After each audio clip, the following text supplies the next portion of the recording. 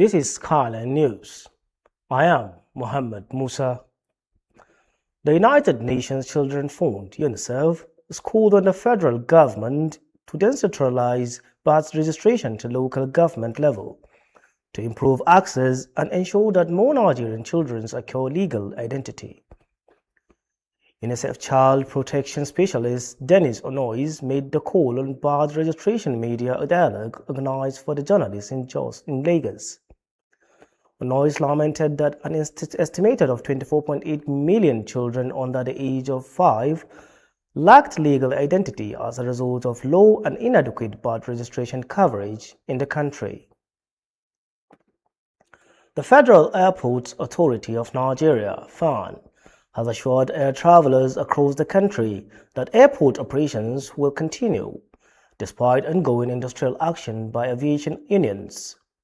The agency, in a statement issued, said it was closely monitoring developments surrounding the industrial action and working with relevant stakeholders to ensure that airport operations remain safe, secure, and orderly. Recall that earlier in the day, there was chaos at the Murtala Muhammad Airport in Lagos and the Nnamdi Azikiwe International Airport in Abuja as flight operations were disrupted following the picketing of airfares by aviation unions over the alleged non-remittance of statutory charges and workers' unionization rights.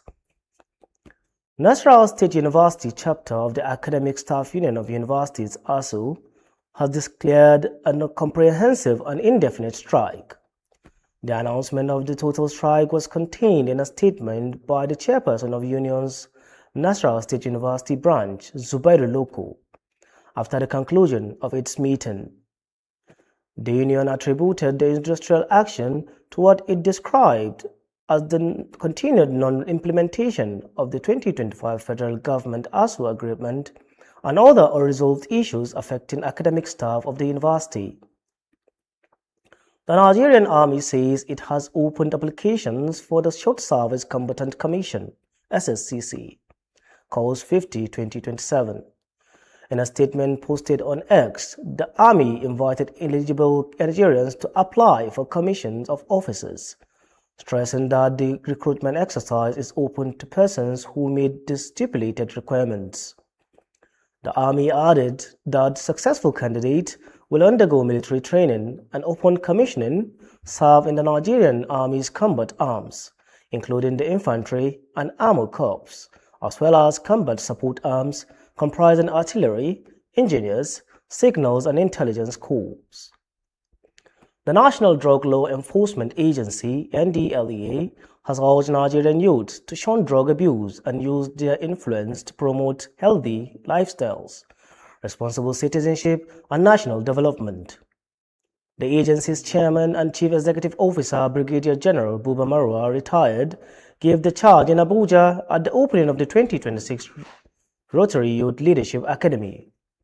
Marwa, represented by the agency's Director of Prevention and Sensitization, Dr. Dampolo Mohammed, said youth have a crucial role to play in shaping the country's future.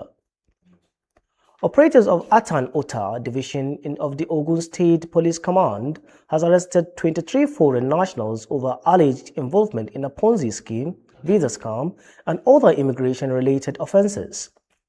Spokesperson for the command, DSP Oluseyi Babasheyi, who confirmed the arrest in a statement issued to journalists in Abeokuta, the state capital, stated that the suspects were apprehended following intelligence received by the police concerning suspected fraudulent activities at a building located within an estate of Iyana Iyesi, Onipanu, Ota.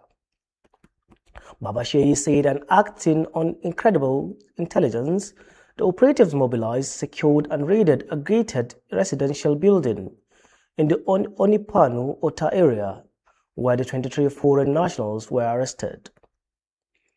You are watching Skyline News Drive, coming to you from Nigeria's capital, Abuja. The rest of this broadcast will be back after this break. Please, do not go away. We appreciate you staying with us.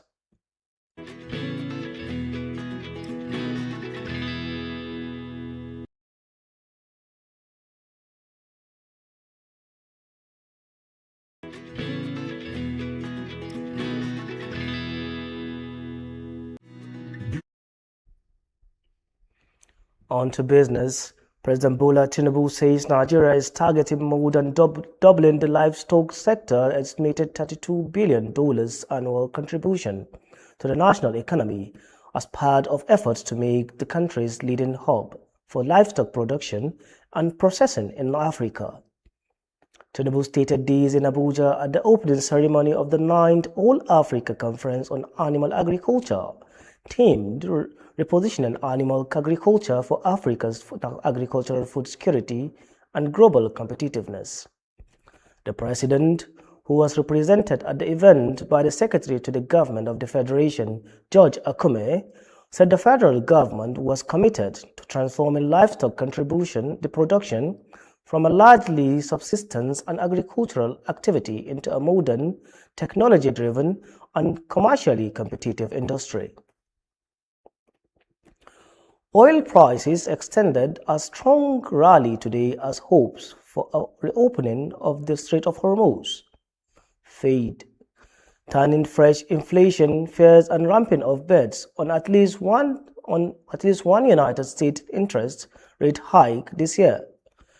Crude has surged around 10% over the past week, with the United States and Iran appearing on no closer to a deal on the crucial waterway despite upbeat comments from the White House earlier in the month. In the latest blow, Donald Trump said he could seek conflict compensation from Iran as part of any peace negotiations, citing attacks and killings stretching back decades allegedly backed or perpetrated by Iran. On the foreign scene, a rock fall at an illegal mine northwest of Johannesburg has killed 14 clandestine miners, most of them from Lesotho, with several hot and others possibly still stuck underground. Thousands of unregistered miners known as Zamas operate in South Africa, scavenging abandoned mines for gold and other minerals in arduous and often perilous condition. Spokeswoman Colonel Adele Milberg said 14 illegal miners, mostly Bathothos, died during a rockfall. A Syrian court has sentenced ousted Syrian President Bashar al-Assad along with his younger brother to death in absentia for crimes against humanity and war crimes during Syria's 14-year conflict that left about 500,000 people dead. The sentences at the Fourth Criminal Court in Damascus are the first against Assad or members of his inner cycle since the Assad's family 5 decades in power came to an end 20 months ago. Delivering the judgment during a court session that was aired live on state TV, Judge Fakhreddin Al-Aryan noted that al-Assad used state agencies to commit war crimes and crimes against humanity. Also sentenced to death in the same case was al-Assad's maternal cousin, Atif Najib, who was convicted of overseeing a crackdown in the southern province of Daraa that led to the uprising and later the civil war. In the meantime, crowds also gathered in Daraa to celebrate and carry out pictures of people arrested or killed during the war, including ones of Hamza al-Khatib, a 13-year-old boy who activists said was arrested by Syrian security forces, then tortured and killed. Moha al-Masri, a prosecutor presented at the sentencing, lost her own brother in the crackdown on the Daraa protest in 2011. He said the ruling was as big as the sacrifices that Syria made for 15 years, as well as commensurate with the suffering of the families and relatives of the martyrs. The sentencing follows a nearly 4-month trial process built by Syria's new Islamist-led authorities as a sign the country was prioritizing transitional justice to move away from Assad's rule. However, some say the death sentence would diminish any chance of Assad and his fellow defendants being repatriated to face justice in their home country. Assad, who was born in 1965, became president in 2000 after his father Hafiz died. He maintained the family's rule and denounced the dominance of the Alawite sect in the Sunni Muslim majority country, as well as Syria's status as an ally of Russia and Iran, while hostile to Israel and the US.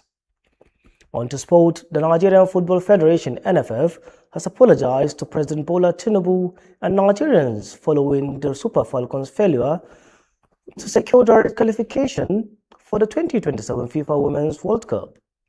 The Super Falcons and the entire Nigerian football family, in a statement issued, Federation President Ibrahim Gusau tendered the apology on behalf of the NFF. Gusau said the Federation recognizes disappointment caused to millions of Nigerians who passionately supported the team throughout ongoing Women's African Cup of Nations in Morocco. United States President Donald Trump has warned that removing Gianni Infantino as FIFA president would be a terrible mistake. In a post on Truth Social, Trump claimed that the World Football governing body will never be as successful or profitable without Infantino. The US president also said the FIFA board is fantastic, having just presided over what he called the most successful World Cup. Manchester City manager Enzo Maresca has given reasons he won't pick Erling Haaland as the captain. Maresca replaced Pep Guardiola at Etihad this summer. One of his first tasks will be to decide who wears the armband, with Bernardo Silva joining Real Madrid and Rodri set to sign for Barcelona.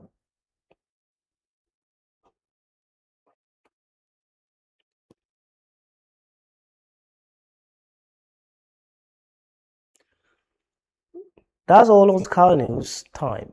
We would like to remind you to follow, subscribe, and engage on all our social media platforms. Thank you for watching and stay with us. I am Muhammad Musa.